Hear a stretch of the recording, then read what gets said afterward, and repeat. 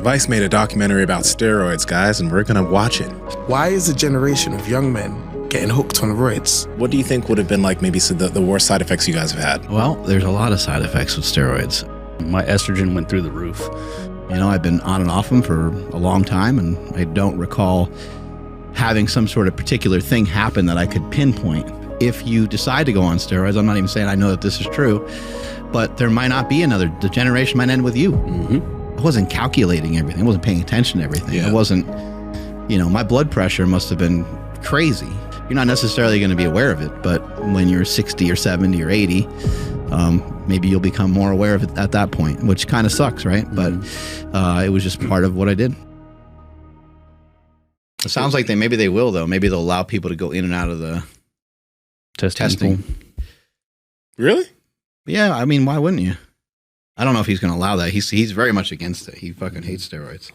He doesn't hate steroids. He hates people using performance enhancement when it's in the rules not to. God, man. But what if, okay.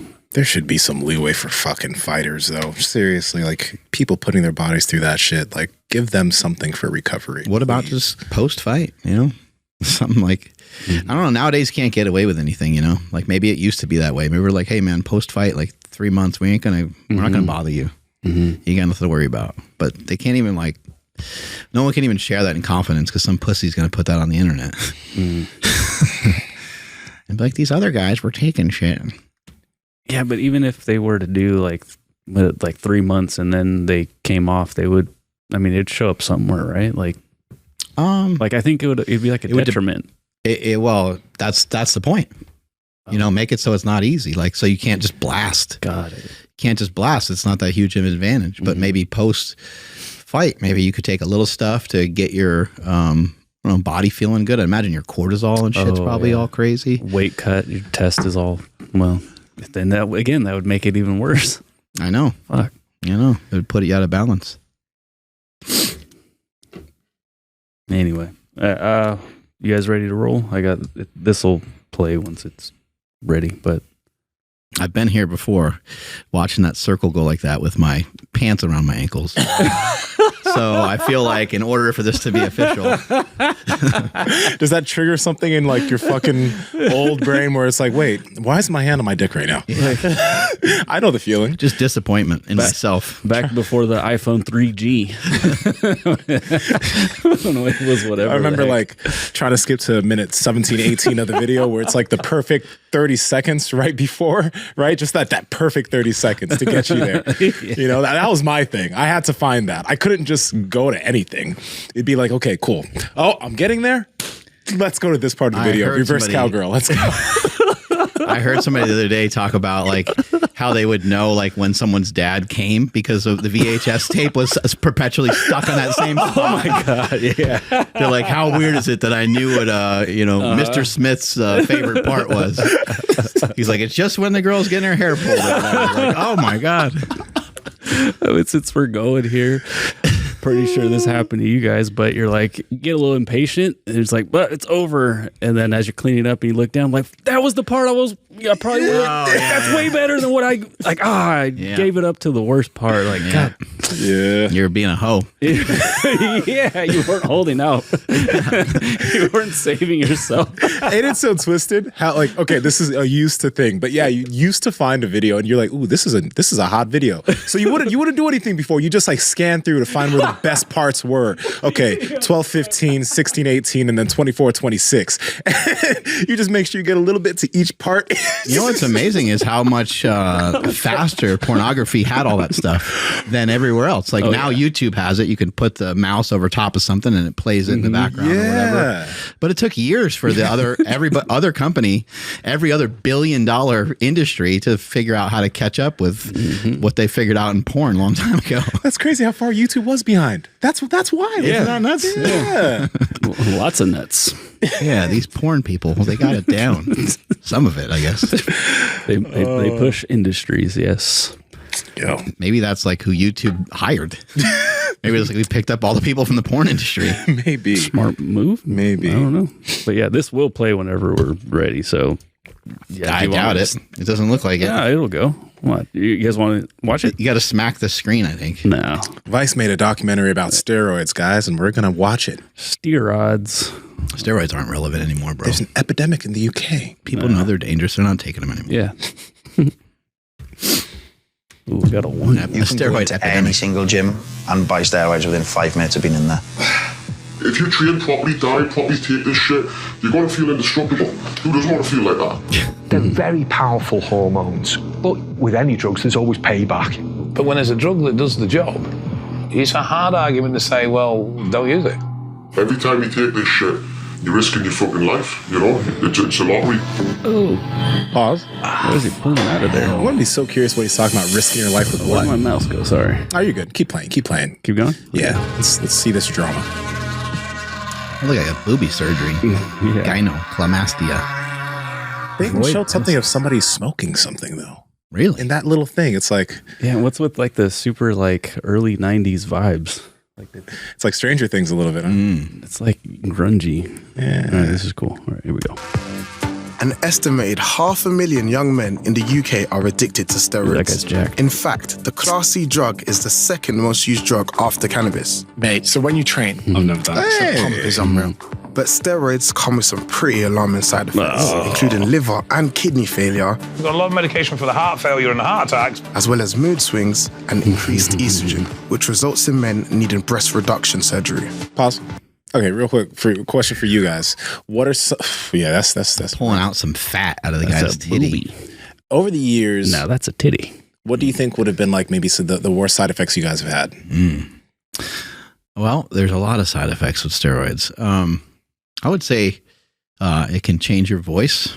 It Deeper? can give you acne. It can kind of mess with your skin, I would say. I think my skin used to be better. Not just from being younger, but I think my skin was better when I was young and I took steroids. I think it accelerated the aging of my skin, I guess I would say. Okay. Yeah, acne is a huge thing. Impotence could be a huge factor or a non-huge factor, depending on how you look at it. That one's a scary one because you figure that you're getting a boost of testosterone, Yeah. and that so now you're hornier, but then what? Like now you're hornier and your equipment don't work. Like that shit ain't cool. I know a guy who currently he's like, yeah, I don't worry about protection. I cream cry all the time because I'm on. I'm like, dog, that's not. Yeah. not. It will lower your sperm count. Yeah, but you could still make a mistake. Yeah, it does work pretty good, but does? it's not good enough. Yeah, I would not say. to necessarily use as birth control, although girls use hormones as birth control. That seems to work pretty good. Yeah. I don't know. I think there's a lot to think about with steroids, and I think there is a lot to counteract it. And you can also just take, if you can have some self-control and take like moderate to modest amounts, then these side effects are, it's not like they don't exist. Everyone will probably experience some of them if they take steroids for a while. But they're minimized. And I guess you could kind of, if you start to think about all the stuff that you justify going in the gym, doing heavy deadlifts, heavy squats. It's easy to start to justify, oh, well, this is just part of it. Like my back is supposed to hurt because I'm trying to deadlift 600 pounds. And so that's kind of, I guess, where I came to on a lot of this is I love strength training. I love working out, but I also kind of love the extra little push that it gives you, the extra little enhancement that it gives you on top of the mental side of things, which is really never talked about. But I think it's a great motivator, having a little extra testosterone in the system. Never negatively affected your mood? You never felt angry as people talk about roid rage? I wouldn't really know. I don't believe so. I don't have a moment where I felt like I was like out of control or anything like that. But, I've been on and off them for a long time, and I don't recall having some sort of particular thing happen that I could pinpoint to steroids in that way. Also, and Andrew, you too, but I'm curious, you have mentioned, Mark, that they seem to amplify somebody's mood. So if a guy is like already kind of an anxious, angry guy, depending on what he takes, it could amplify that. How true do you guys both believe that is? I believe that's very true, especially so once you start to get outside the realm of like testosterone and TRT, and you start getting into steroids, you start getting into equipoise and trenbolone and some of these other things, and oral steroids and stuff, they have more dangers to them. And I do think that if somebody has a personality that maybe isn't, or they're just not fully developed, like they're still young, they're still like in their teens or 20s, like this could be a real recipe for disaster. But if you have like a lot of highs and lows already, steroids might not be great. I mean, we know that hormones can cause a swing in people, whether it's estrogen, testosterone, or otherwise. It can cause you to feel good and cause you to feel like shit in a lot of ways. So, I think you got to just proceed with caution. But there is a lot of information out there. But it's kind of the same deal when you come back to Kratom. I love Kratom. I've used it for years. Been a huge fan. I've experimented with it to take a lot of it to try to see what dangers before I ever sold it. I was like, to me, it didn't feel dangerous, but it can be dangerous. All these things can be dangerous. Everything has to be treated as a drug, and you have to take it seriously, and you have to handle it like an adult. You have to do some of your own research, and you have to really pay attention. I don't think it's wise to just blast some amount that you heard somebody at the gym say. I think you need to get more verification, you need to get more information, and try to get the purest, highest form of it, because a lot of people are probably going to do them anyway. Yeah, I mean, it helped a lot with confidence and like feeling better about myself. That's for sure. Because I would have my, like, I guess I'll call them mood swings, but it wasn't like a ragey mood swing or anything. It would just be like, I don't know, I just don't have it today. Like, I don't want to go do whatever it is I want to do. I'll go do what I have to do, because if I don't, then like I can't pay bills or whatever it may be. And then when I started TRT, I started feeling more like, I don't know if it's the Huberman said thing where it's like it makes difficult tasks more enjoyable or whatever, however he explains that. It makes like exertion feel really good. Yeah. Like it encourages you to push harder. Yeah. So I don't know if it was necessarily that or the fact that I felt like, oh, everything I do, I will get like way more benefit out of it. If I go to the gym, I'm going to start seeing results. And I'm going to get way better benefit from going to the gym today versus when I wasn't. And it's like, damn, am I even going to see results? You know what I mean? Like, even though I obviously was going to, but when you see them come a little bit faster and you just also have the knowledge of like, well, now my testosterone is optimized, it's definitely going to help.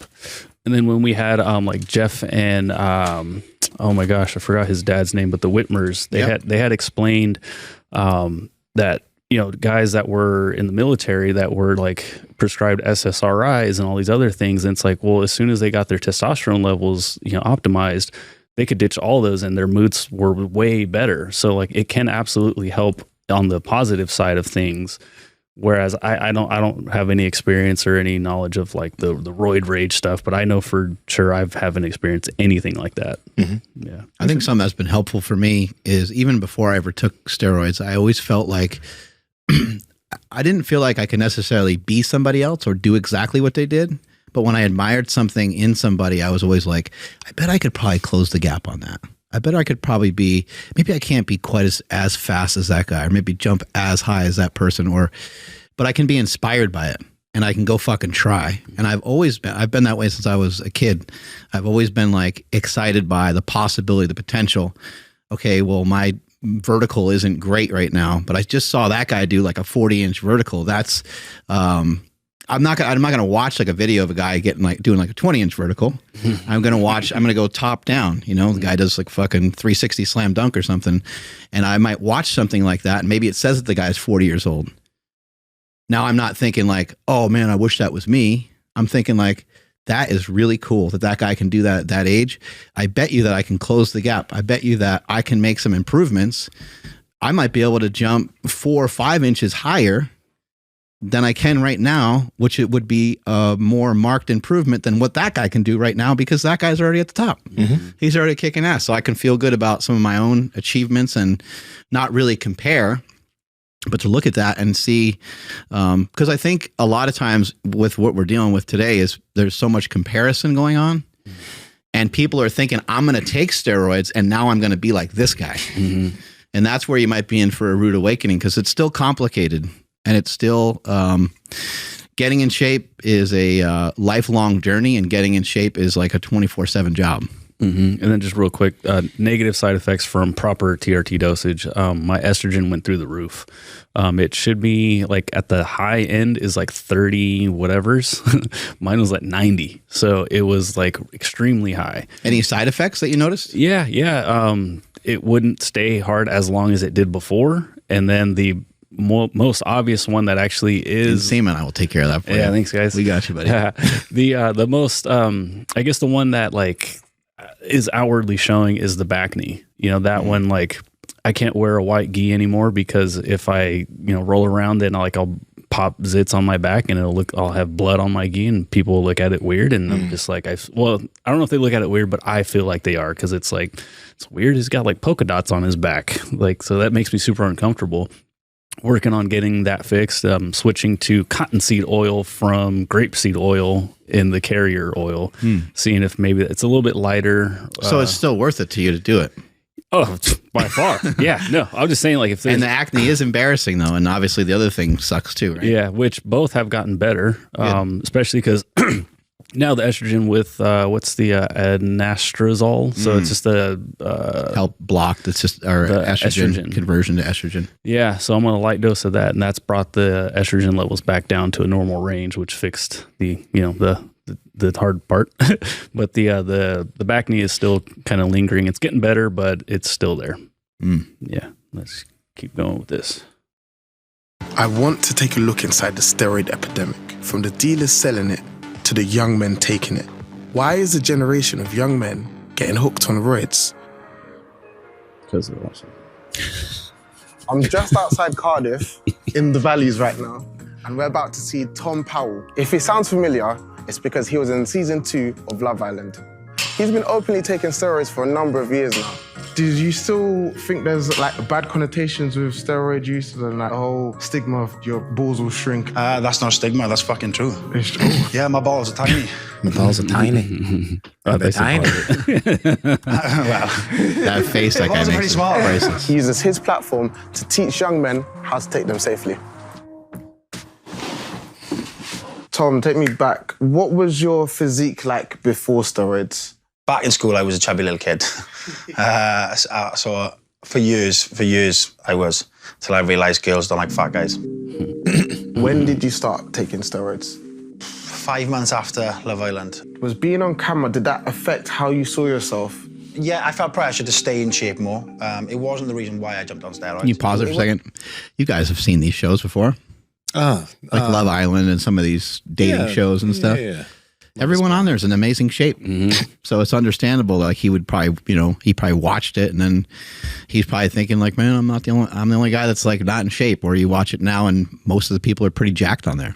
Yeah, they've actually, like Love is Blind has started to, it's going to sound rough. They be more inclusive. They start to be more inclusive with, not everyone's like extremely good looking or extremely jacked. Let's get some ugly folks in here and get on that scale. You're under 250? No, you're not good enough for our show. We need someone like 270, 280. Okay, if Love is Blind, not every guy and girl can be hot. Like that's just not fair. Because you're just picking all these ridiculously good looking people. You got to pick some, you got to be inclusive. It's like an auctioneer, like 250, 255. Can I get 260? Yeah. It's rough out there. Let's keep going. Yeah.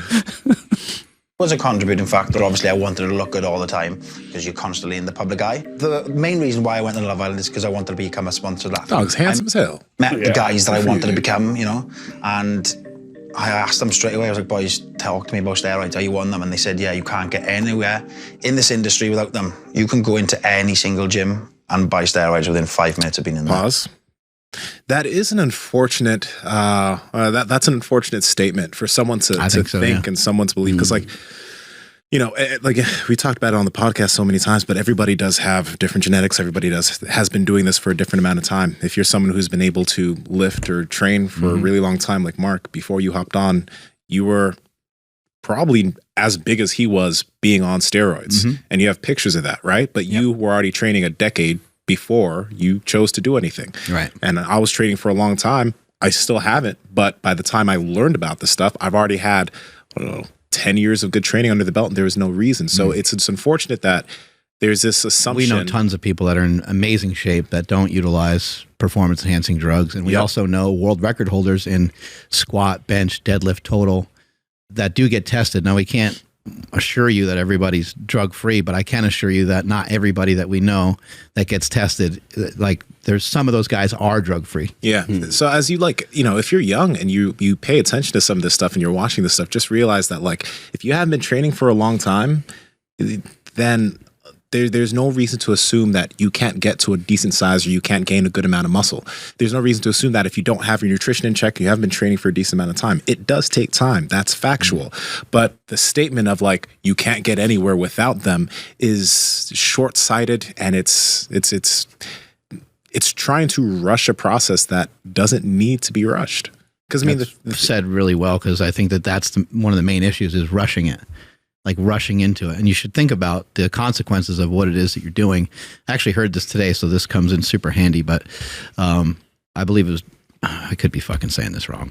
People that were native to this country, I'll say that. People that were native to this country thought 7 generations ahead when they had a big decision to make. Oh, damn it. So like, just think about generations after you, what impact that might have if you decide to go on steroids. I'm not even saying I know that this is true, but there might not be the generation might end with you. If you can't, if you can't have a baby, and that would be super unfortunate. I do know some guys that have had that happen, but we don't know if it was direct. Like nobody knows for sure if it's directly from steroids, but I don't think they help. And just, just be mindful of it. And just think about this. Most guys who get on, that's a big decision, and many don't come off. If you do want to have a kid, you will have to figure out a way to come off when you're trying to conceive. But, when you do that, it's hard for you to go back to being without it, because it feels really fucking good. So just understand you're getting yourself into a lot. And we just did a podcast with a bunch of people talking about the process of getting off steroids. So that'll be there somewhere. And then also like what he's saying, because I think he's talking about like the entertainment industry, like you won't get anywhere in this industry unless you get on stuff. So I understand that. I'm not trying to be naive. Like if you look like Chris Hemsworth or somebody that's 100 pounds lighter, like he's going to get that part, whatever, if it's for Thor, right? He's going to, like, I understand that. But imagine if you were truly, truly drug free and all of a sudden Nike comes knocking on your door, Gatorade, whoever it may be, and they're just like, "Are you like really you're drug free?" Like, yeah, I'll prove it at all cost. That's a freaking golden ticket right there. Could you imagine like, somebody that can go to like any event, for any age, can be in any movie for any age. Like, damn, like that's amazing. Cause like The Rock is kind of that, but everybody is like, oh, he's definitely on stuff, and which is fine. But he's also like never really went too hard to deny it. Right. Now imagine if you're like, dude, you can test me anytime you want. Companies would be all over you. So again, thinking future, in advance, it's like, damn, that could be like that could pay off a lot. A lot of things are a skill set too, maybe for this guy or maybe for other individuals, maybe even for myself. Maybe when I started, I didn't feel like I had a great skill set, but I didn't know half the shit that I started at 25. I didn't know half the stuff that I know now. And so you started steroids at 25, lifting at like 12. Yeah, exactly. And I did have some skill in lifting, but, and powerlifting came kind of quote unquote naturally to me, I guess you'd say, for a little while. But I also wanted to push that to another level. But I think it's okay to admit that there's like a feeling of insecurity there. Like I did look at all the magazines. I did worship the strongest power lifters. I did look up to Ed Cohn and Kurt Kowarski and like all these, lifters of the past. But I wasn't thinking like, I can't get along without this stuff. I just thought that's what they utilize in addition to the way that they train. So to me, I never even really, steroids to me, I never really looked at them as necessarily being like a bad thing, where they have a different stigma nowadays. And they kind of should, because it should have like a little bit of a warning on it. You shouldn't just like go jumping it haphazardly into it. But to me, it looked like it was part of like training. Like this is what these guys do. They eat protein, they train this way, they sleep this way, they utilize these supplements and they utilize these drugs. And so for me, I was always just like, yeah, whenever I'm old enough, I'm probably going to do those things. Pat Project Family, we talk about beef and meat all the time on the podcast. That's why we partnered with Certified Piedmontese Beef. But did you know this? That 85% of all grass-fed, grass-finished beef in the United States is imported from other countries? 85%. Damn. But Certified Piedmontese is made in the U.S. of A. America. Fuck yeah. So go out and get some of the best tasting, some of the leanest, some of the best beef from Piedmontese. Andrew, how can they get it? Absolutely. So you guys can head over to cpbeef.com and at checkout, enter promo code POWER to save 25% off your entire order. And if your order is $150 or more, you get free 2-day shipping. Again, cpbeef.com. Links to them down in the description, as well as the podcast show notes. Fuck yeah. That's nuts, man. They're very, very available. So what's the biggest you've ever got? 120 kilos lean. 5-6 years ago when I first started taking steroids, I wanted to be these, topless influencers that were shredded. I wanted to be that. And now I realized that that was the wrong way to go about it. And that's not what the fitness industry should be. I take TRT now, which is called testosterone replacement therapy. It's a very low level of testosterone. It's not for muscle gains, it's just for replenishment of me. I've actually got a job now, if you want to see it. Oh, yeah, of course, yeah. Long-term steroid use impairs your testosterone production, resulting in symptoms like fatigue, anxiety, and low libido. Tom has to take TRT, a prescribed light steroid to help balance his hormones. Where would you inject it? Today is my bum, unfortunately for you. I'm here for the ride, let's go. There's a certain V in your ass where you're not supposed to go. So I'm going to be going around here. Wipe the area first. I never thought I'd be staring intently into someone's bum cheeks today, but... Cap off. Push all the air bubbles out. Yeah. And that is all done. And that didn't hurt?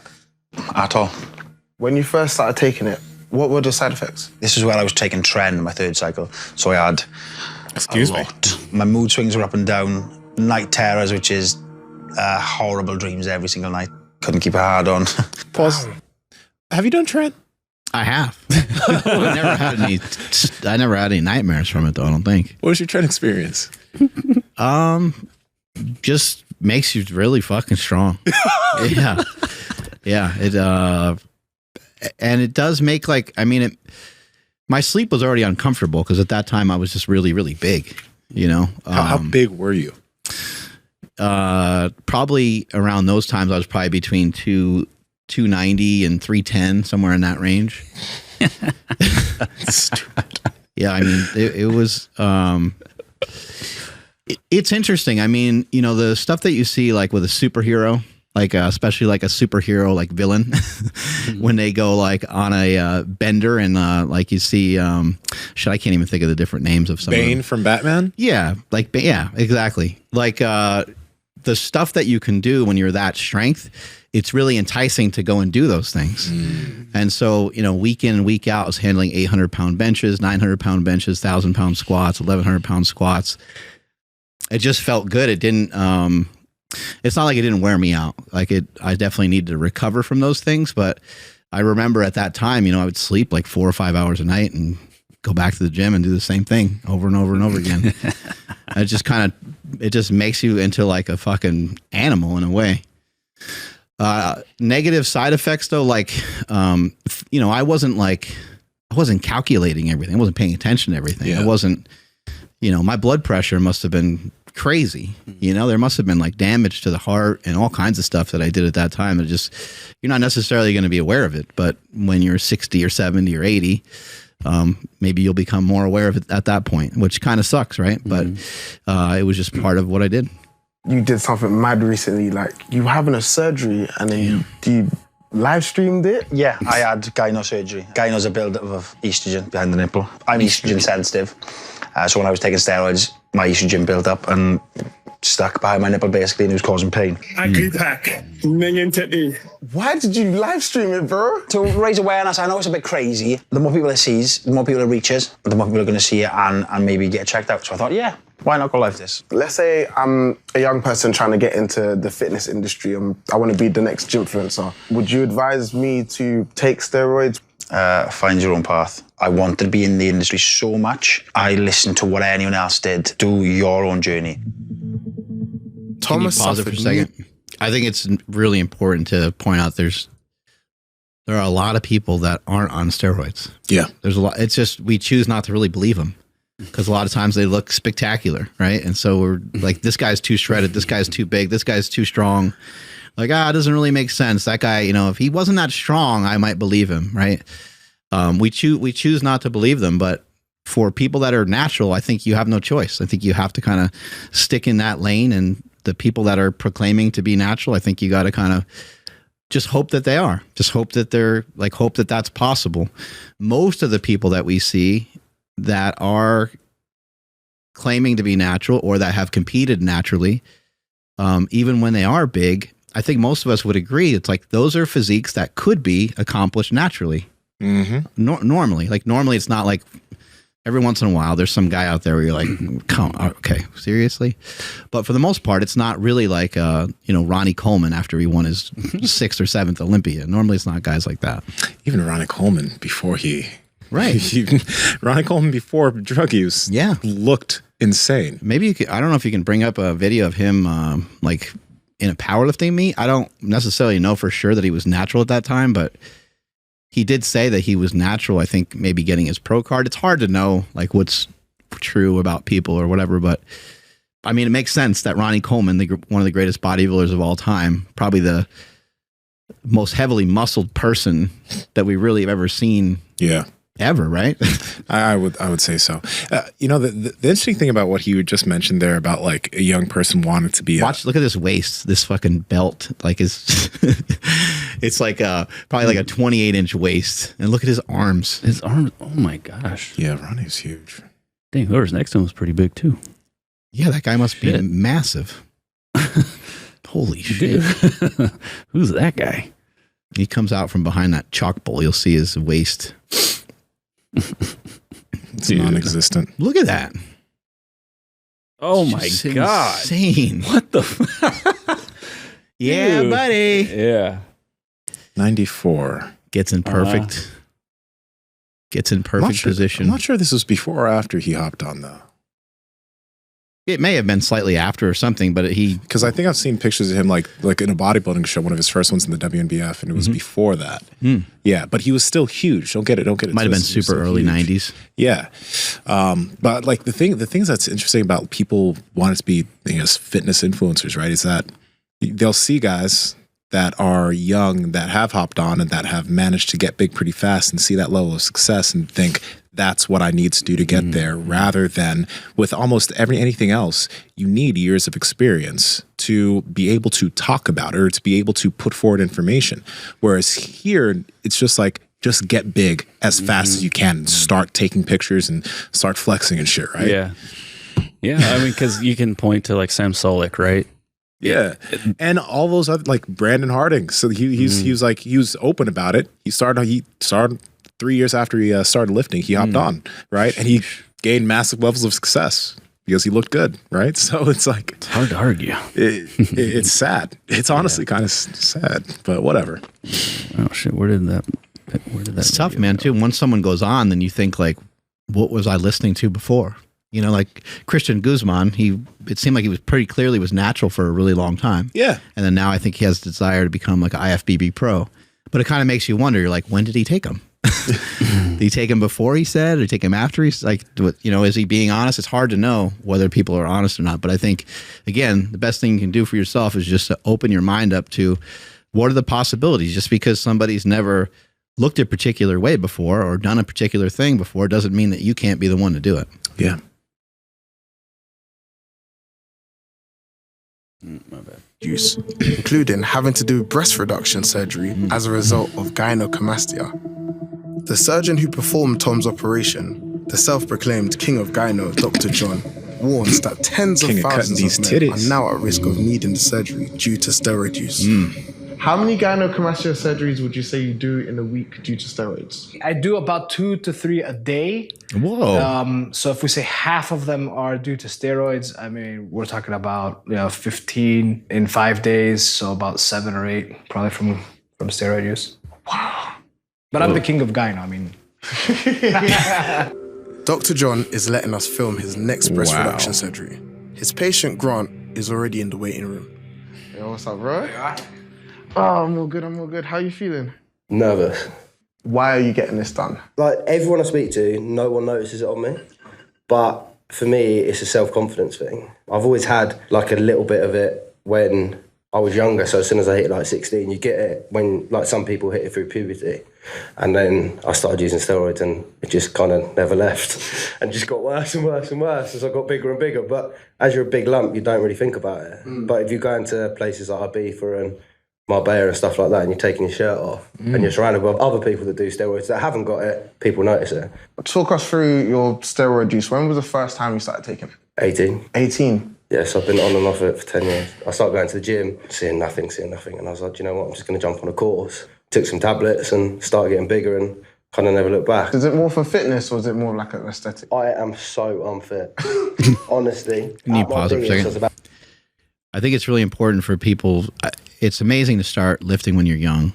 So unfortunately, if that ship has sailed already, that information does you no good. But it's really helpful to start lifting when you're young because I think we have a tendency to give ourselves more time with stuff when we're young. Yes. You know, like I've said this before, but like you don't really remember how bad you were at swinging a baseball bat when you were a little kid.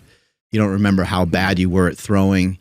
You would throw it and someone's like, oh, that's pretty good. And okay, now try to throw it this way or try to, you know, they might give you technique cues and I don't know, you just play with your cousins and your friends. Next thing you know, you're hitting a ball, throwing a ball, catching a ball, and you're doing pretty good. But as we get older, it's to try to go and like lift at 19 when you, in your head, you're thinking like everybody's already in shape. I'm the one who's out of shape. I don't want to, you know, I don't want to be, you know, lifting next to everybody else. So I'm just going to be over here on the elliptical or something. Or, you know, you're doing like stuff that, you know, you're just not, you're not in the right frame of mind to get yourself to be really good at that thing. And it's going to take time. It's going to take time for you to get good at it. It's going to take time for your body to be able to have like an adaptation period. Like at that age, you can make a lot of progress. But in my opinion, when you're new to lifting, period, regardless of your age, it might be better to stick your hopes and dreams into your performance more so than just the way you look in the mirror. Just the way you look in the mirror can still be a goal. But I think if you're like, I want to just improve on everything that I'm doing now, a rep or two or by 5 pounds, I think you'll be pumped because almost every time you come into the gym, you'll get progressively just a little bit better at everything. And you'll be able to feel better. You'll be able to be more confident. And as a result, you'll probably get in better shape. Give it time. About 17 and a half stone. I couldn't walk upstairs. Like generally my breathing was terrible. I was just carrying so much excess weight that I didn't need. It's never about like the fitness. It's about the recovery so I can get bigger and bigger. And when all your mates are sitting at like 70 kilos, you look like the biggest in the group. Yeah. And it's nice. It's a nice feeling. Are you still on steroids right now? Yeah. This hasn't stopped you? Nah. I think the problem is I'm so far into it now. And I wish I'd never started, but now I'm on it, it's too late. Dr. John's ready for you now. Awesome. You hear that? You said you wish you never started, right? But it's too late. That's one of those things you got to think about. It's like, if you're going to pull that trigger, realize you're going to be on that shit for a long time. It's not easy for people to get off. It's not easy for people to stop. Yeah, what's your plan? You know, that's what I would say is like, I think that sometimes people think they're going to do it just for a little bit and get something out of it and then like retain that, but it doesn't really work that way. That would be awesome if it did. That would be great if you could take them at like 15 and then, you know, you're big all the way for the rest of your life, but they don't work that way. And they're also to try to take steroids just to make a team or just to do something. And that's not great either because you're just barely making the team by even utilize them. I heard Dave Tate talk about this before, how it's like you have like an extra card in your deck that you're going to play. And the people that end up making it, you know, into say like the Hall of Fame, potentially like Barry Bonds, he didn't play his steroid card until he was already in the league for a long time, until he was already on his way to the Hall of Fame. Kind of looks like he used that, you know, midway through his career to extend his career, so he can smash some more home runs and be around for a little bit longer. But if you have to play that card to make the JV football team, like, you know, you might want to really reconsider like because the risk to reward might not be there. Yeah. I was 16 when I got my first accusation after slide tackling a teammate. It was kind of funny. Oh fuck! You did it too aggressively. Yeah. Because it was my first practice back from my knee injury, so it was like 3 years since my teammate saw me, and it was the same team that I played with. And then I came back. I think I was like 220 something, and then I slide cycled one of my teammates, Tyler Mulpey. He's like, "What the fuck? Are you on steroids or something?" I was like, "Nah, dog, just bigger."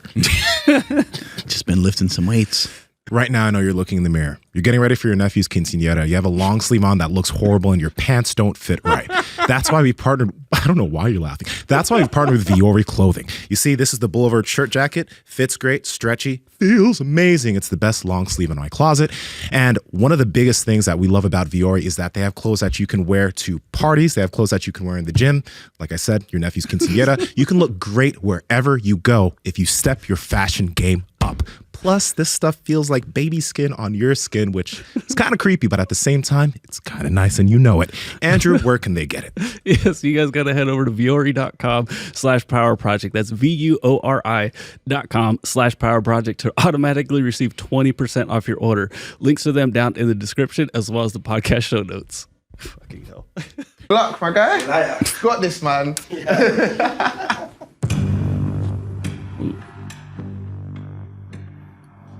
How do you feel? Got some cans. Nervous, currently.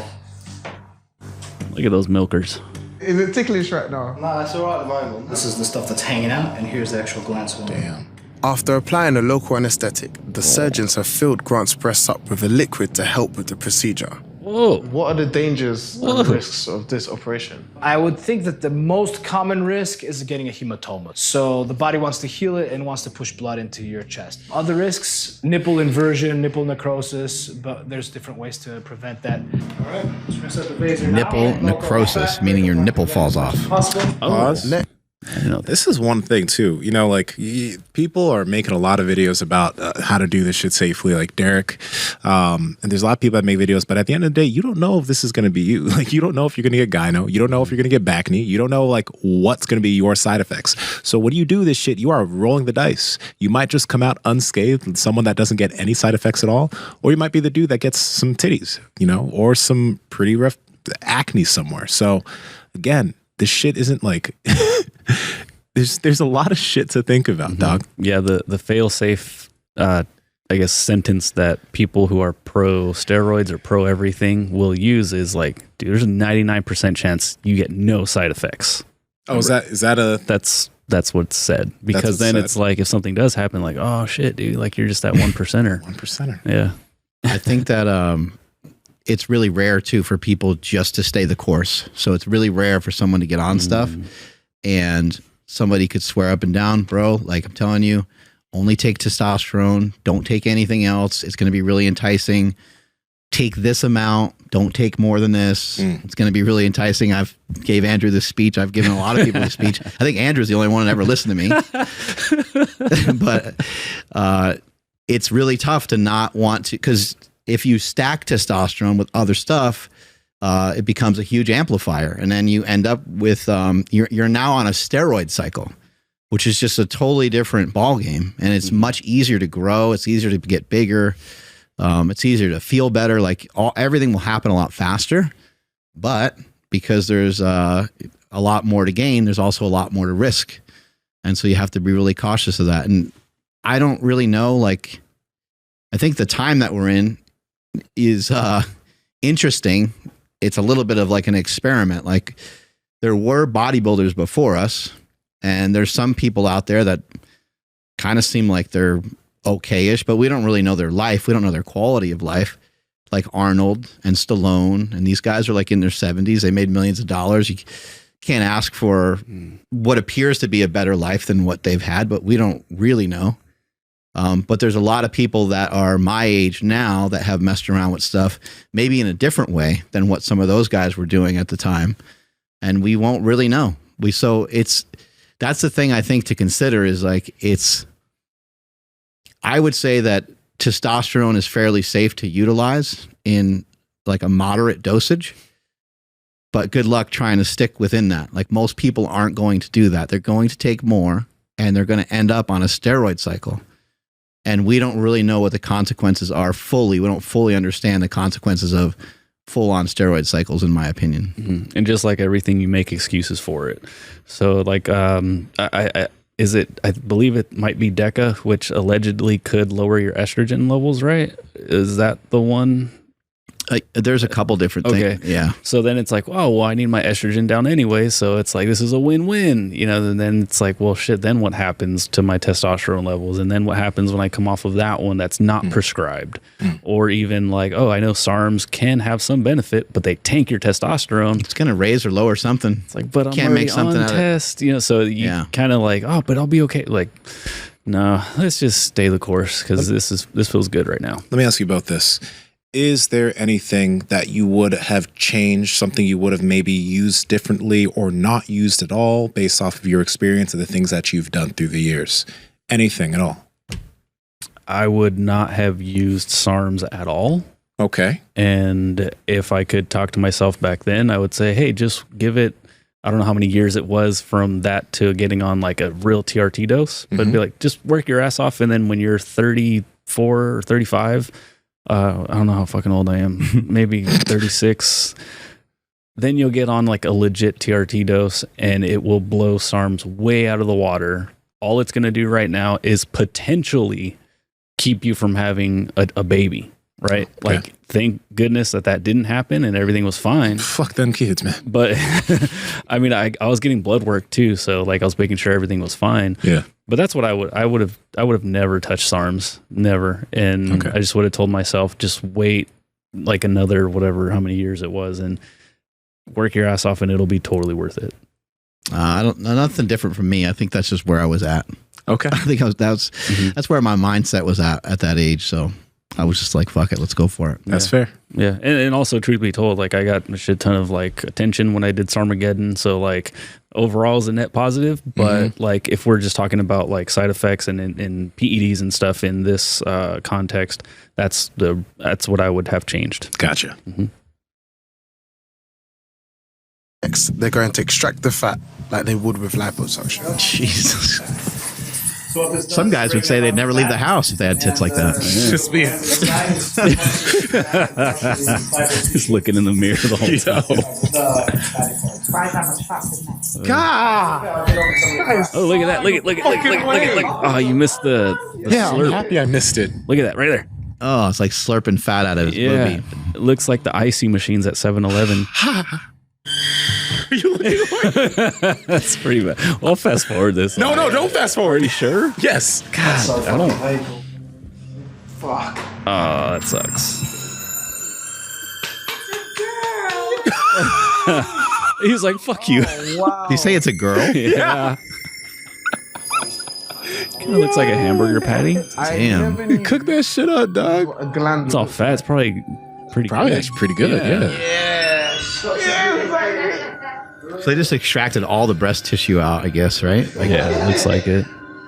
I mean, not as peck muscle, but like breast tissue. I genuinely can't believe wow, those massive glands came out of Grant's body. Honestly, if that doesn't put you off taking steroids, I genuinely don't know what will. Since steroids, marbling was interesting. Yeah. I wonder how you cook that. Smoke it? Pretty hungry. Dog. You wouldn't need like any kind of like butter or anything on it because it would have so much fat. It would just slide right off the pan. That thing was wild looking. Yeah. I didn't know that it looked like that.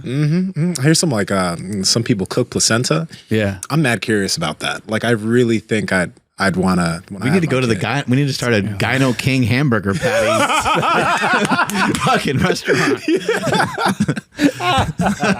Just immediately once it's taken out, have it frozen and shipped to the U.S. Interesting. What's Gyno King stand for? There's an interesting flavor on this thing.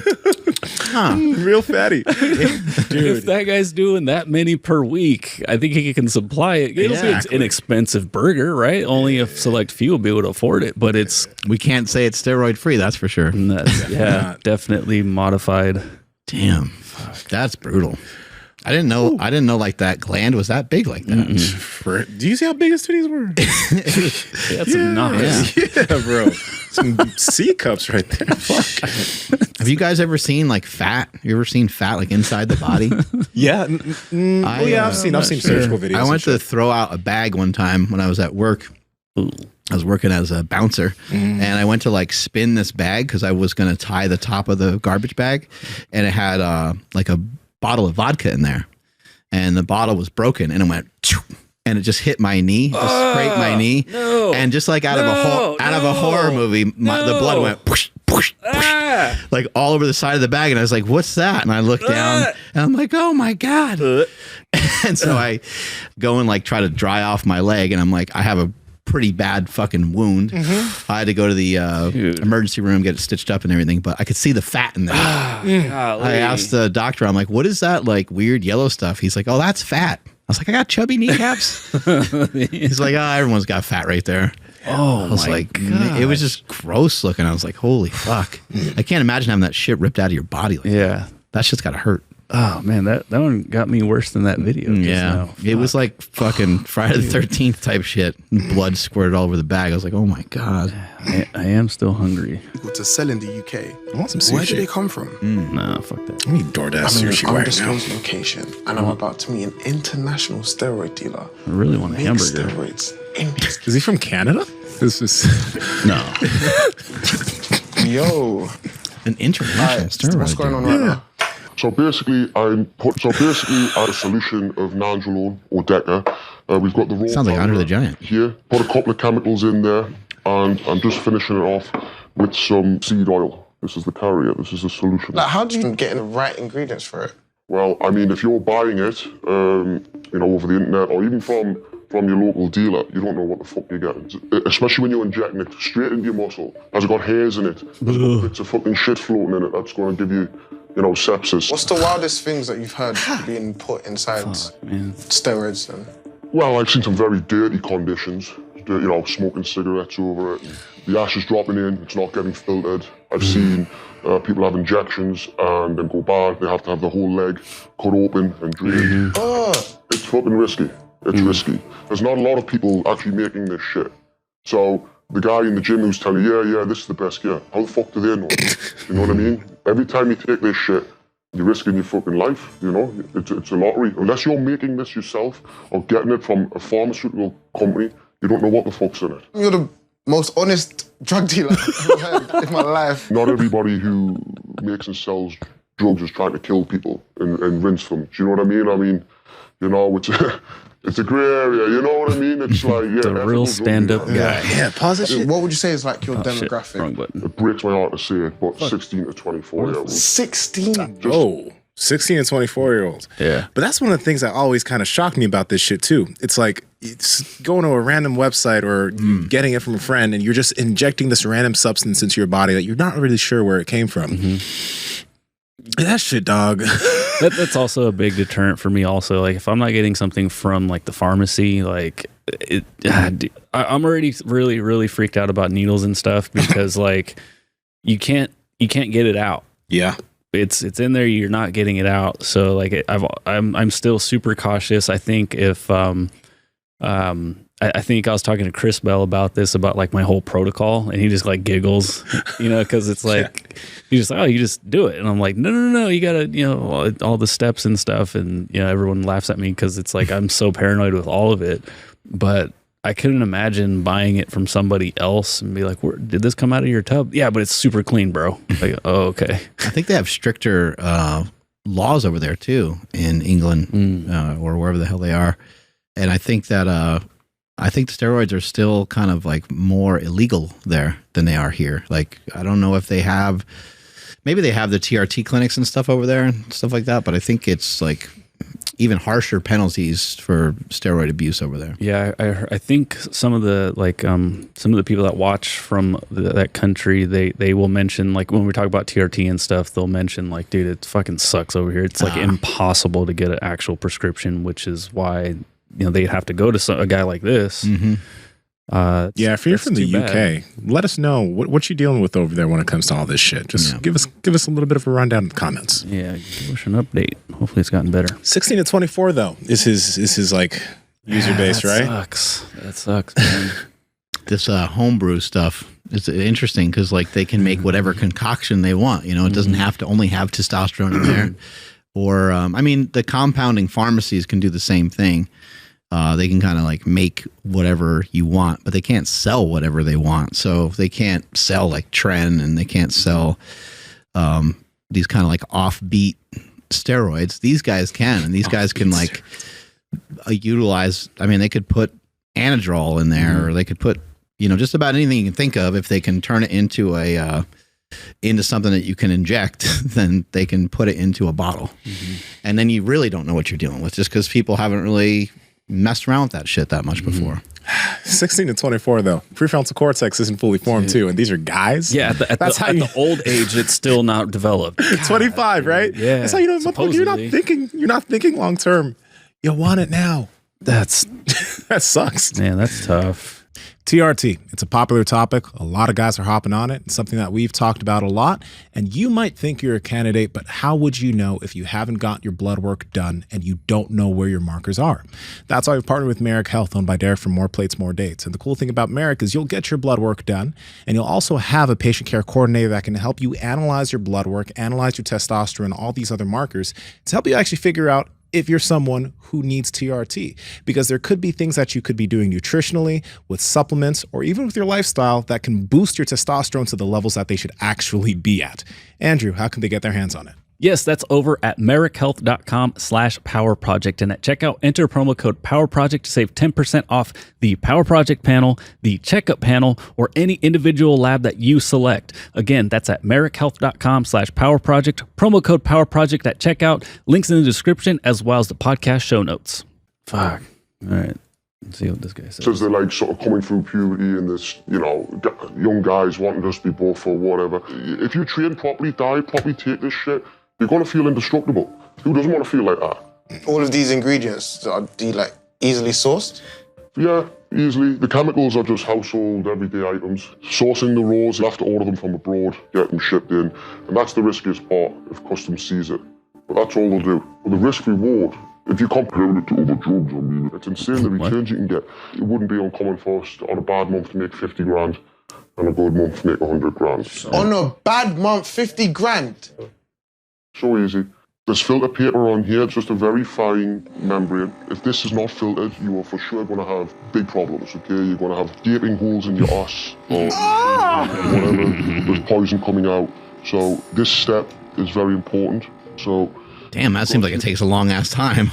This man said gaping holes in your ass. Well, because they got to get in there and basically make a crater to get all the like bad shit out. But also, like for people listening, this guy sound like, for whatever he sounds like he's creating good gear.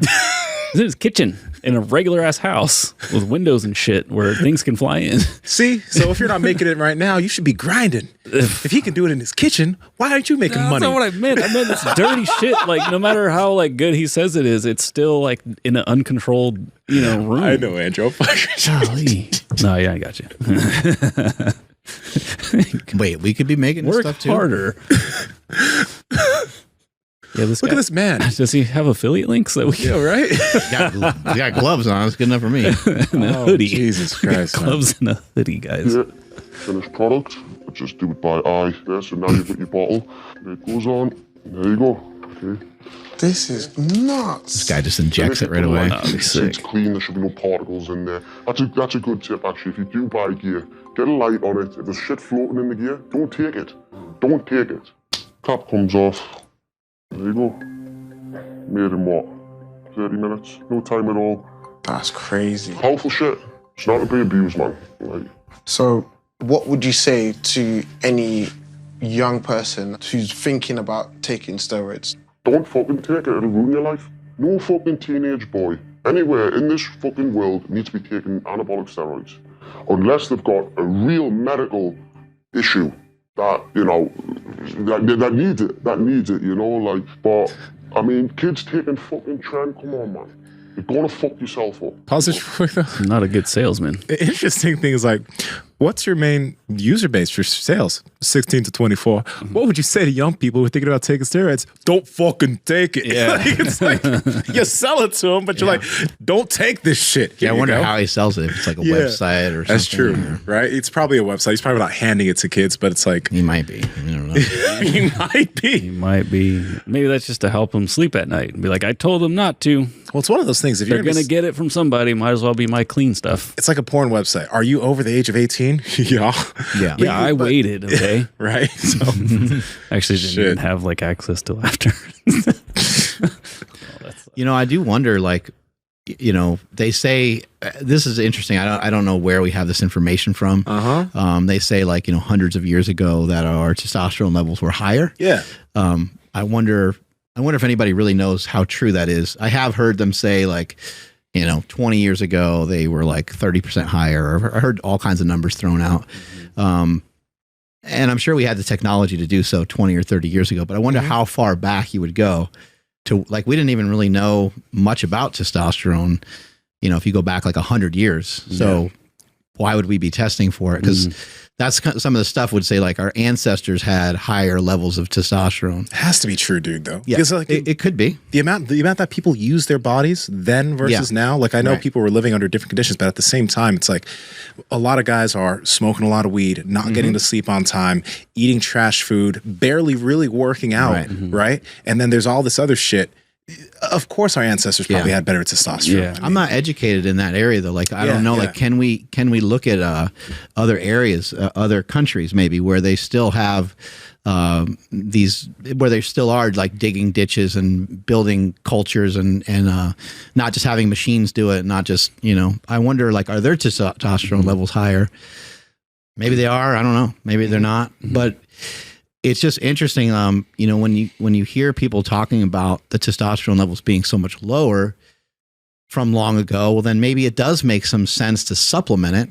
And like, if you think about like what you've heard on Joe Rogan about the woman saying the taints are getting smaller because of the plastics and stuff, right? I was going to bring that up, yeah. So we can't run far away enough to get away from these microplastics. They're everywhere.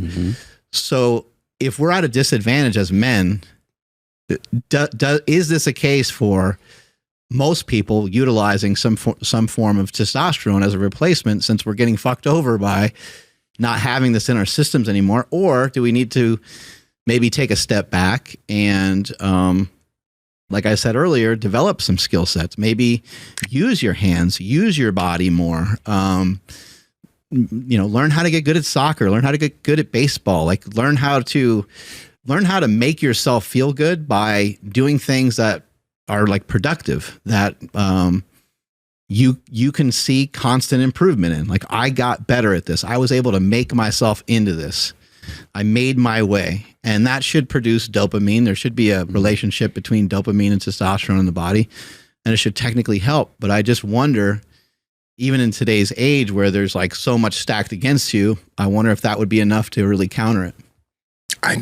You know, the thing is though, I know there's a lot stacked against us. There are things that are making it harder to have higher testosterone, maybe plastics and all that shit. But at the same time, the answer is like not eating shit food all the time and really actually using your body, figuring out ways, whether it's playing a sport, whether it's lifting in the gym. And yes, these are things that a lot of people are going to go out of their way because a lot of people aren't working manual labor jobs.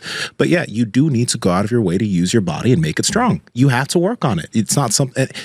So like, if you're not doing that and you do have low testosterone, maybe that some tests could be an option, but at the end of the day, you still need to go out of your way to push your body and make it stronger and make it more resilient. You have to do that. And if that's not a habit in your life right now, you can't be surprised if your hormones aren't where you want them to be, and you can't surprised if your physical development isn't where you want it to be.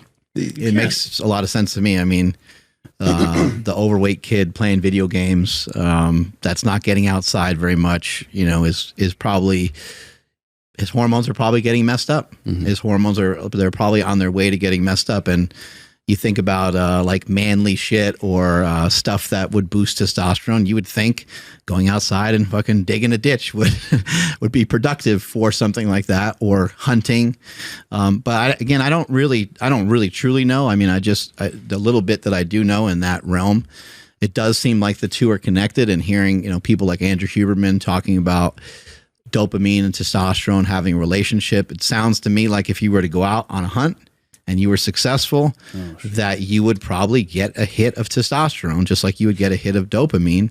And maybe it doesn't matter that much whether you actually really needed it, or you could have went to the grocery store and just got this, got whatever meat you wanted, because that's the time that, or you could DoorDash it, Sushi's hitting my house at 5:30. Let's go.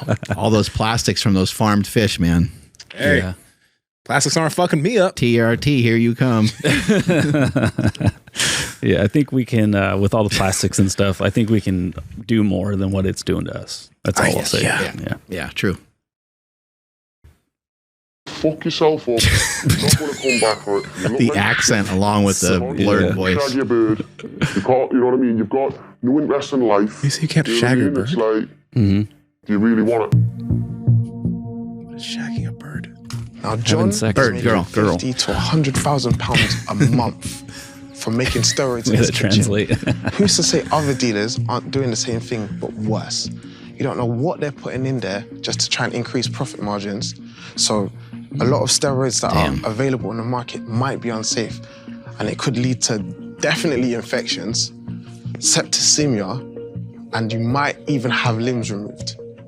It worries me that even the dealer is warning people not to take steroids. But for some athletes competing in the bodybuilding industry, they would argue that taking steroids is a necessity. Here we go. Have you or anybody else, do you know, are they taking steroids for preparation for this? I do take steroids. Oh, you do take steroids? I do take steroids, Yeah. But it's all controlled. It's not abused. I have my bloods taken before and after, of course, to minimise any risks that they may pose. Would I promote it and advise someone to do it? No, I wouldn't. But for me, I'm competing against others that do it. Yeah. You have to stand a chance. Even the playing field for you, like Exactly. House still doesn't even the playing field. A motherfucker with a good bodybuilding genetics who hops on will crush you. It's like stupid semantic thing, but yeah. It's just another not excuse, but how they justify it. It's a justification, but it's just like it's not gonna. I don't know. Let's keep playing. If competitions don't test for steroid use, hence allowing it, those competing often think that they won't stand a chance without it. Since every single user I've spoken to says that they wouldn't advise anyone to take steroids, surely they should be banned from competitions altogether. David Crossland, a former steroid-using bodybuilder, has turned his efforts to harm reduction. So Dave, what do you do nowadays? Probably the easiest way to describe Eval is a blood testing company for people with alternative lifestyles. Pause. I will say this, though. It's like, I don't regret doing bodybuilding when I was younger, and I competed naturally, never taken steroids for anyone who's new coming in, competed in the WNBF.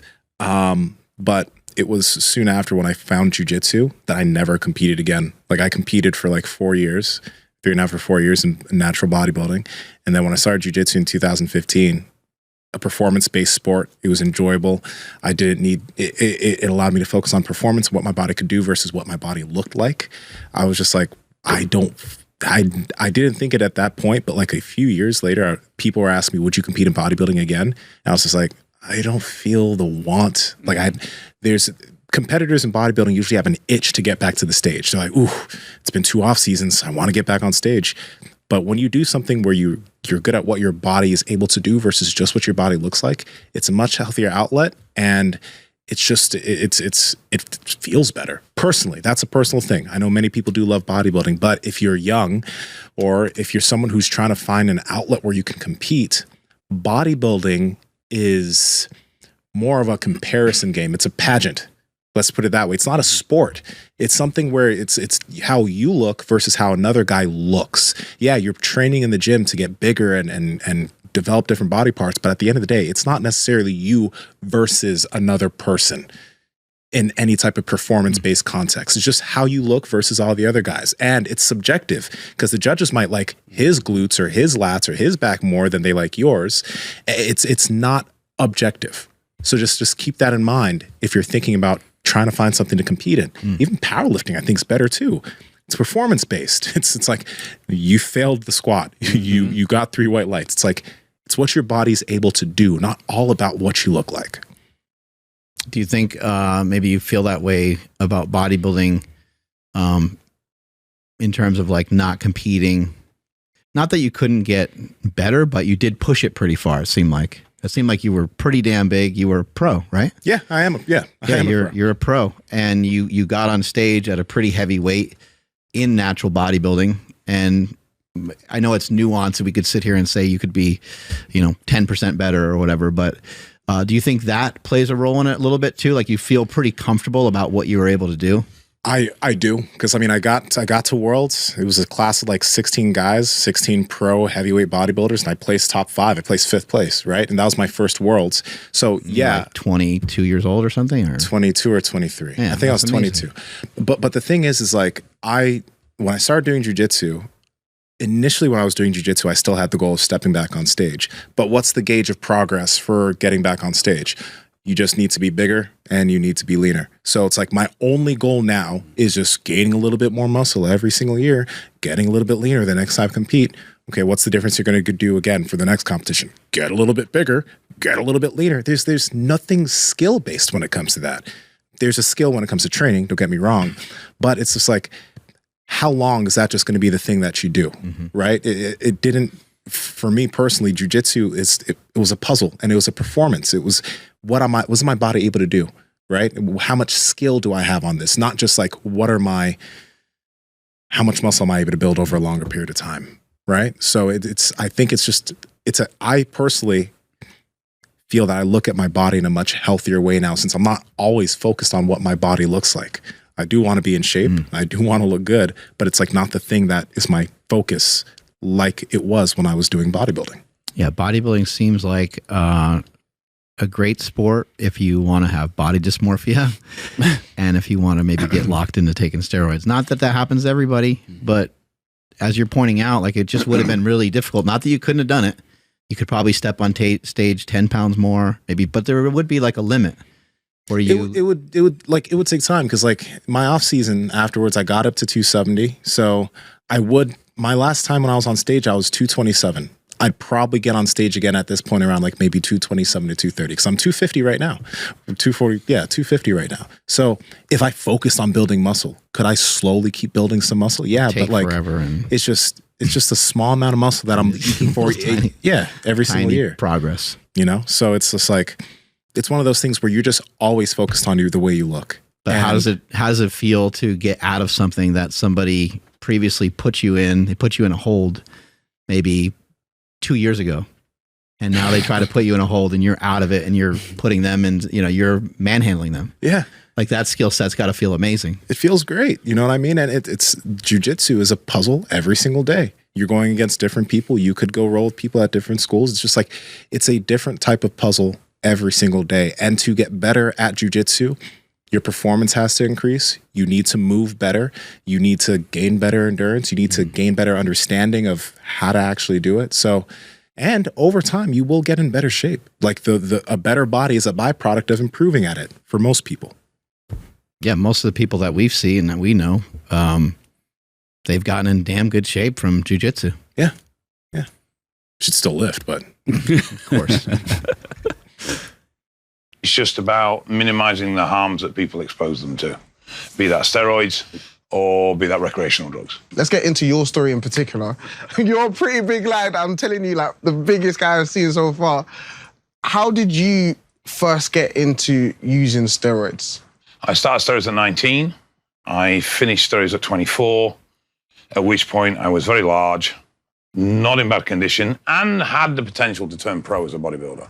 And then I tore my left pec completely off. That sort of ended that, and then I spiraled into depression. The renal specialist basically said I outgrew my kidney's capability of managing my physique. So I'm stage 4 kidney failure. And that'll never get better. Is it a lot of medication now? Is it like a whole lifestyle change? No, not really. Not from the kidneys. We've got a lot of medication for the heart failure and the heart attacks, but not from the kidneys. Heart attacks? Plural heart attacks? Well, I had an official heart attack, an official myocardial infarction in end of November last year. Do you know anybody who's died because of steroid usage? It's difficult to say that someone's died because of steroids. Are there people that have passed that steroids may have played a significant role in it? Yes, without doubt. You can't OD on steroids. You know what I mean? You can't go and take too many and drop dead. Yeah. It's a time thing. It's a constant abuse situation. So what advice would you give? Oh my God. I mean, I know, okay, Mark, it would be unlikely that somebody would take so, but is there anything that like people, if they take too much, could fuck them up? I've heard there's stuff with insulin, like. Oh yeah. There's certain hormones and certain things that you can take where you could really mess yourself up. Okay. I would say at this point, it's pretty clear that people have kind of died from steroids. I do agree with what he's saying. Like you could shoot a bottle of it and it's just going to hurt. The amount of oil that you're going to dump into your body is just going to hurt. Yeah. And if you were to die from something like that, maybe you would die from an infection because you shot way too much shit into your body. But to actually die from steroids would be hard. I think. Just like he's saying, it's a time thing because over time, let's just say that it's just apply some like reason to the whole thing. And let's just say that somebody is naturally 170 pounds and now they want to bulk. They want to be bigger. They take testosterone, and it's not just the testosterone, but it's the program they're on. It's the eating. And now they're walking around at 230. You know, maybe a couple more years go by and now they're like 260, 270. That is a huge drastic difference, weighing 270 pounds versus what your body was naturally used to at 170 pounds. I would even say that like extra muscle mass on a frame, even if it's just muscle mass, could be demanding on the body and on the heart. But in the case of the natural guy, it normally will take so long that the body will have other adaptations to where it would be much healthier to gain 20 pounds naturally than it would be if you were on steroids. But anyway, in this scenario where somebody, gains 80 pounds, 60 pounds, 100 pounds, they're going to be holding a lot of water. With the water retention is going to be high blood pressure. High blood pressure is a quick killer. So high blood pressure can kill you fast and it can hurt you fast. Moving thick blood. It can mess up your kidneys, as this guy experienced. It could result in heart attack, stroke. High blood pressure is like nothing to really mess with. And it can be messed with really fairly quickly with steroids. Like within a couple of weeks of taking steroids, your blood pressure could shoot up, especially if you were taking like kind of higher dosages. So if you already had hypertension, if you already had high blood pressure and you started, blasting like a steroid cycle, you could be in a lot of trouble. Could be, and the other thing that comes along with all that is just like your respiration. Your breathing's going to be a lot harder. Your resting heart rate's going to be higher. Yeah. With your blood pressure being higher, your heart now has to work harder to push that blood around, and your fitness levels are going down. So it's like your heart is working harder trying to push blood through areas that might be even getting clogged at this point, because if you're on for a few years and you're that heavy for a few years and you're not eating properly and you're doing things to encourage weight gain, then odds are that the subsequent like fats and so forth are not only getting stored in your fat tissue, but they might end up in your organs, they might end up in your arteries, and so forth. So you can get yourself into a bad position in kind of a short period of time with steroids. It's just that they won't kill you like immediately. Yeah. I want you guys to imagine that you're wearing a cast on your hand and you're going through your whole day with this cast hand. Well, because your fingers don't move, your hand will start to become stiff, weak, and that'll work its way up your arm. That's the same thing that happens when you wear these damn shoes, okay? I'm sorry to curse, but it's frustrating because these shoes that have a narrow toe box, although they look nice and they're Nikes, narrow toe box so your toes can't move. They're not flat, so your foot is in this weird thing and it's not getting stronger. And they're not flexible, so they don't move and your foot just moves like this all day, which means your feet are getting weaker.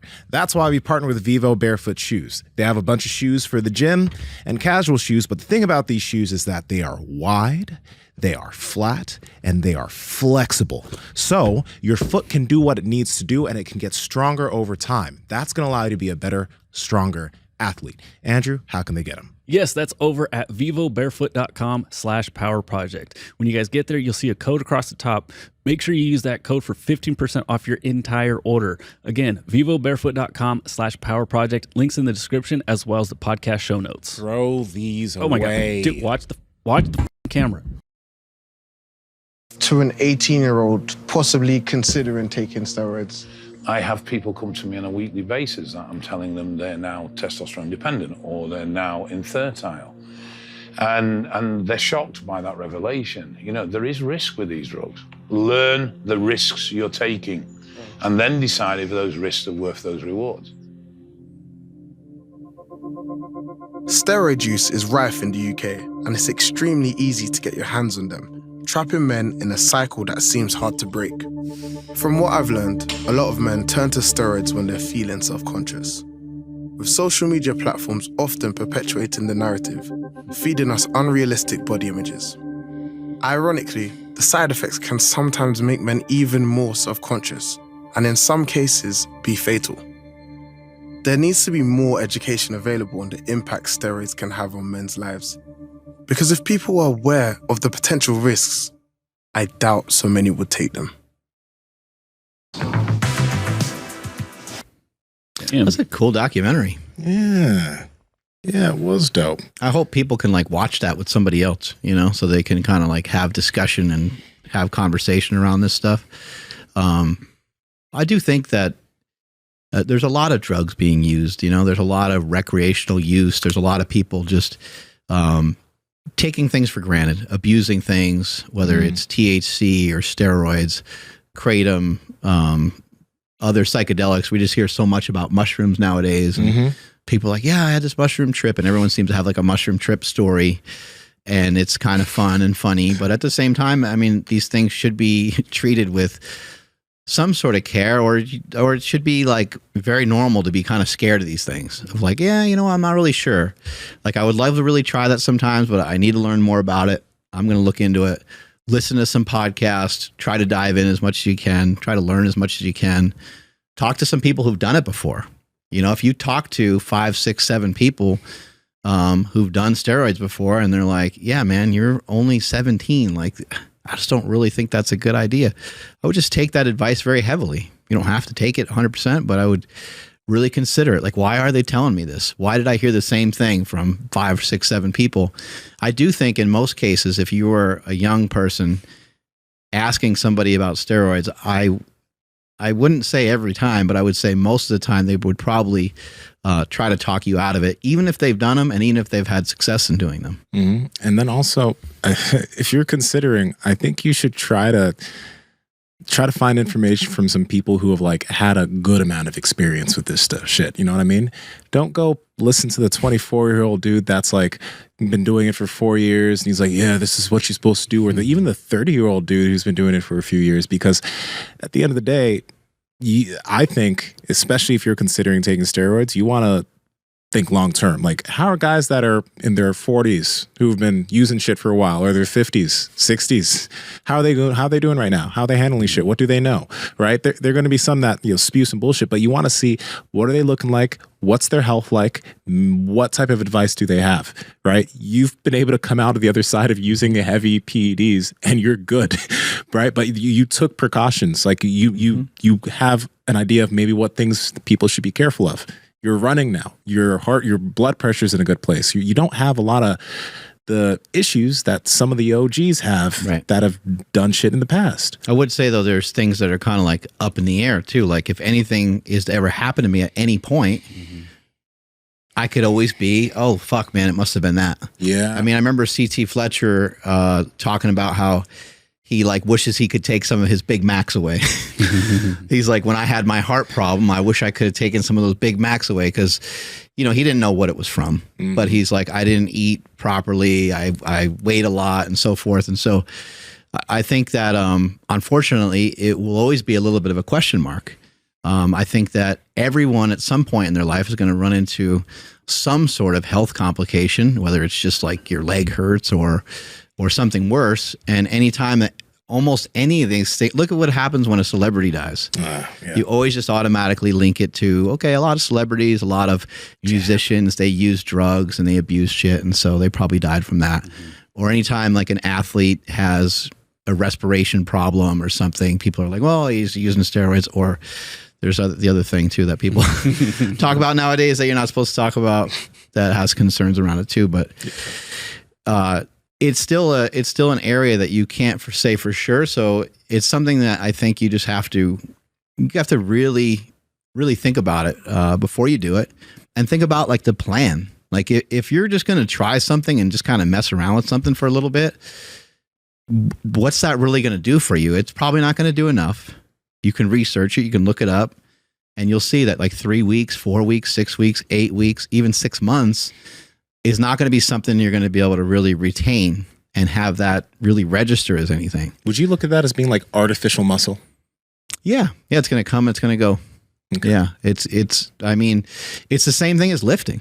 Like if you stop lifting, like the inputs they'll disappear. The cool thing is about on the natural side of things, natural side of things, when you gain that muscle, you don't have to do nearly as much to keep it in terms of sending the same signals at the same intensities.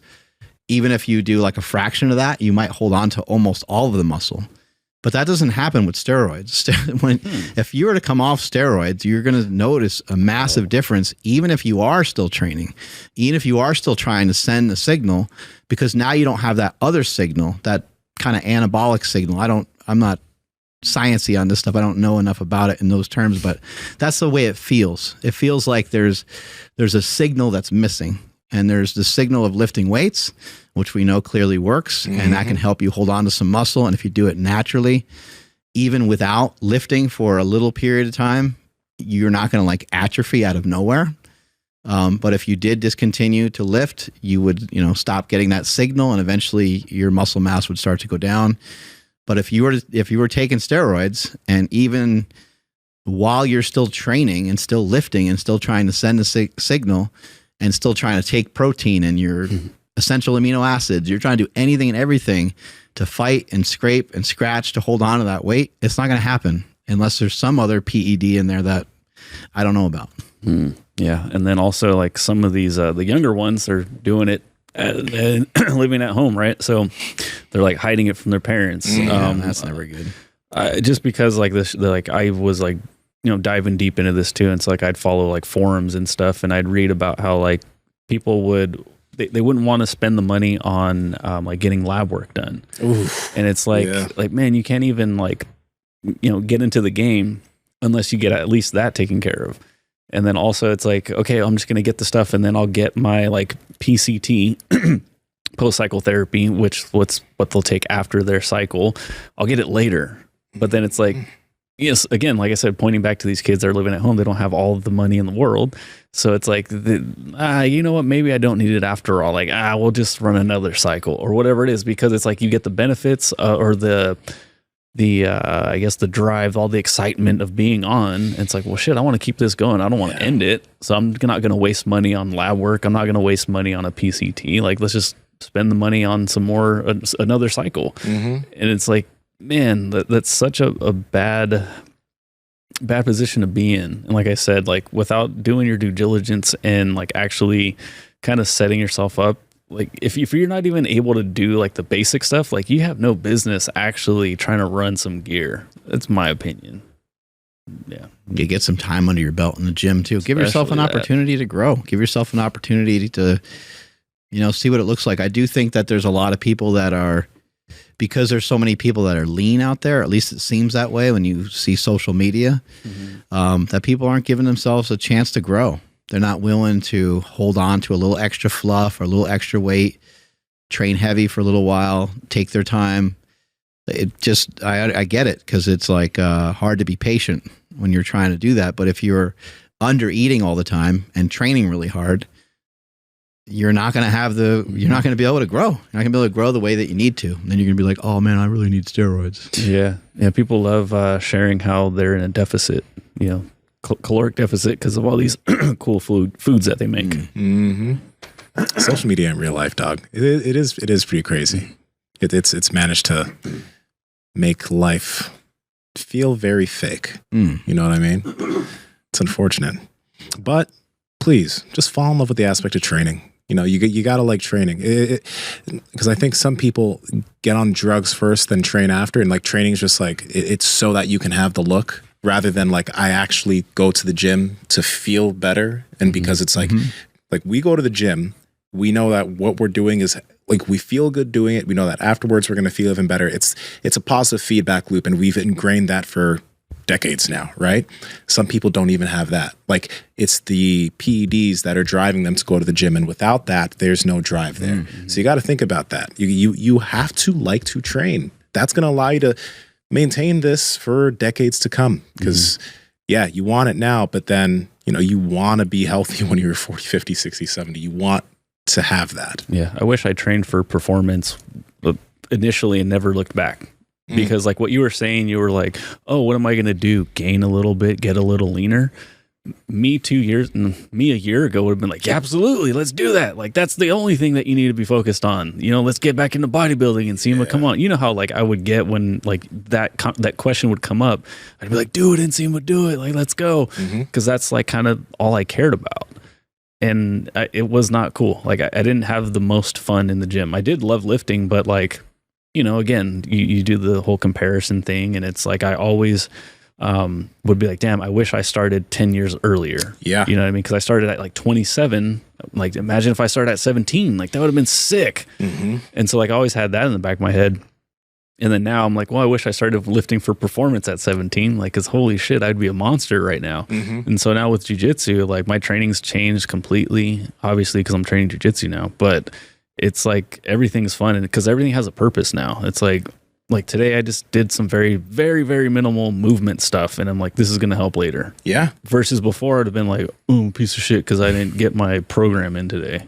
So much better. Yeah. I think it's easy to get lost, you know, in the sauce, so to speak. Like when you see Sam Sulek and everyone makes a big deal about his Wendy's chicken sandwich that he's getting. And then people make a big deal about his steroids, and that kid's got everybody beat because he trains his ass off. He does. He trains his fucking face off. He trains really, really hard. And you look at a lot of these other, just like, there's spectacular athletes left and right that might say stuff that people get lost in, and they think it's ridiculous, like a TK Metcalf or something like that, talking about his diet. And then all that people heard was that he ate candy, but they didn't hear that he said he also only ate once a day. Like, he had one main meal a day. And you're like, you know how big that guy is? He's like 6'4" or 6'5". He's like 230 or 240. He's like 5% body fat or something. I mean, he can afford to have a couple of bags of candy aren't going to kill him. But again, why are we so hyper focused on the candy, or why are we focused even on his build or his physique? We should be thinking about, what did that guy do when he was young? How did that guy train? How does Christian McCaffrey train? How does Tyreek Hill train? What are these guys doing? You think these guys are just naturally like super fast and super gifted? They might have been faster than most. Christian McCaffrey's dad played in the NFL, and he was fucking awesome. So of course he comes from a long lineage of athletes that are really good. But you ever see how developed like Tyreek Hill's legs are? They're fucking jacked. Yeah. You don't get jacked legs like that for no reason. He's been sprinting his whole life. He competes in track competitions and stuff and smokes people. So a lot of us, I think we tend to get, it's real easy to be like, oh man, that guy's taking stuff. I think he's, you know, doing this or doing that. But I think that we should look more often and start to think about, what does that guy do for his training? Because that is where you really have a really strong controllable variable. And we know the different results and things that you can get from training. Dude. Yeah. What's his cycle? How much test do you think he's on? Man. And people would say, especially, you know, that picture that we're posting up here on the right, where he's like oiled up and probably got a sick pump going. And of course he always looks incredible anyway. Yeah. But it's easy for somebody that's been training for a while to look amazing in some lighting. Like if you're standing next to Tyreek Hill, he's probably not very tall, probably a smaller framed guy. And of course he's shredded and has tons of muscle, but I think it's easy to just get caught up in thinking like that these people are just this way genetically, or they're just on steroids.